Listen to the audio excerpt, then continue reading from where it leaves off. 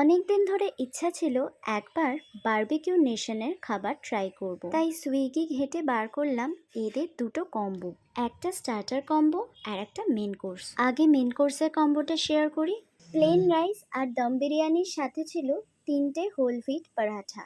গ্রেভির মধ্যে ছিল chicken butter masala, fish in oriental sauce আর ডাল মাখনি। সাথে স্যালাড, রায়তা, ডেজার্টও ছিল, সে কথায় পরে আসছি। তার আগে বলে দিই স্টার্টার কম্বোটা। স্টার্টারে ছিল চিকেন টিক্কা বাইটস 6 পিসের, 3টে স্মোকি উইংস এবং একটা টেংনি। স্টার্টার কম্বোটার প্রাইস ছিল 249। মেন কোর্সের মেনুর নামটা ছিল ইন্ডিয়ান কারি বক্স ননভেজ প্রিমিয়াম। দাম পড়েছিল 999 টাকা। তবে হ্যাঁ, একটা ভালো ডিসকাউন্টও পেয়েছিলাম আমরা। এবার আসি খাবারের কথায়। বারবিকিউ নেশন থেকে কাবাব আইটেমসগুলো ট্রাই করবার ইচ্ছা ছিল বহুদিনের। এই কম্বোটার প্রাইস হিসাবে পরিমাণও কিন্তু আমার মন্দ লাগেনি। চিকেন টিক্কা বাইটসগুলো তৈরি করেছিল ছোট ছোট চিকেনের বোনলেস পিসেস দিয়ে। সলিড পিস হলেও টিক্কা কাবাব এবং তার সাথে উইংস আর টেংরিটাও কিন্তু বেশ জুসি ছিল।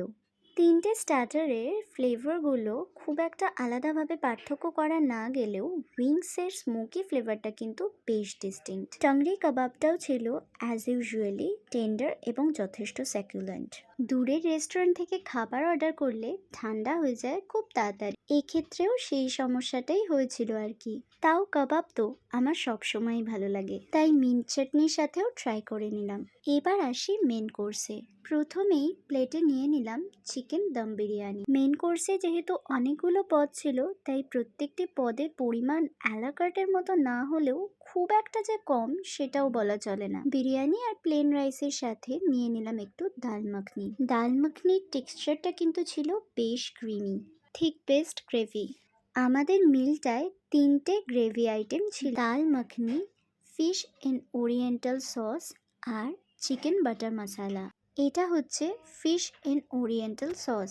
গ্রেভির কালারটা দেখে ঠিক যতটা টেম্পটিং লাগছিল, তেমনই এই তেলের পুকুরটা দেখে মনে মনে ভয় লাগছিল বেশ। তেল যতটা অ্যাভয়েড করা যায় করে গ্রেভির পোর্শনে নিলাম কিছুটা প্লেটে।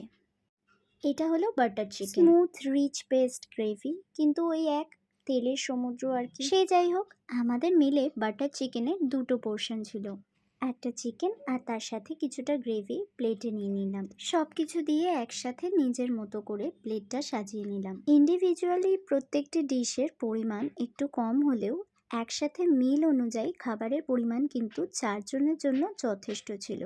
মাছ মাংসের কোয়ালিটিও মন্দ নয়, খালি রিচনেসটা বড্ড বেশি। হোলগ্রেন পরাঠাটা যে লাচ্ছা স্টাইলে বানানো সেটা দেখেই বোঝা যাচ্ছে। কিছুটা পরাঠা ছিঁড়ে নিয়ে সেটা ডাল মাখনি গ্রেভি দিয়ে ট্রাই করলাম।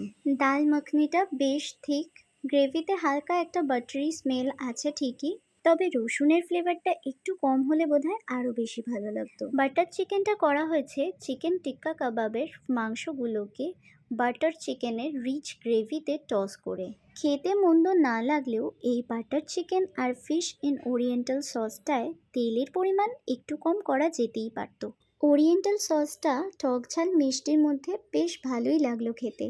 মাছের কোয়ালিটিও ছিল বেশ ভালো। এবার আসি বহু প্রতীক্ষিত সেই দম বিরিয়ানির কথায়। বিরিয়ানিটা এই গোটা মিলের মধ্যে আমার সবচেয়ে বেশি ব্যালেন্সড লেগেছে। সরু লম্বা সুগন্ধি চালের মশলা মাখানো ভাতে একটা নরম জুসি আলু আর তার সাথে অ্যাভারেজ সাইজের 2 পিস চিকেন। চিকেনটা আমার পার্সোনালি একটু হার্ড লাগলেও ভাত আর আলুর ফ্লেভার ছিল একদম প্রপারলি ব্যালেন্সড। স্যালাড আর চাটনির কথা আলাদা করে কিছু বললাম না, সব কিছু মিলিয়ে মেন কোর্সের খাওয়া দাওয়াটা বেশ ভালোই হলো। এবার আসি ডেজার্টের কথায়।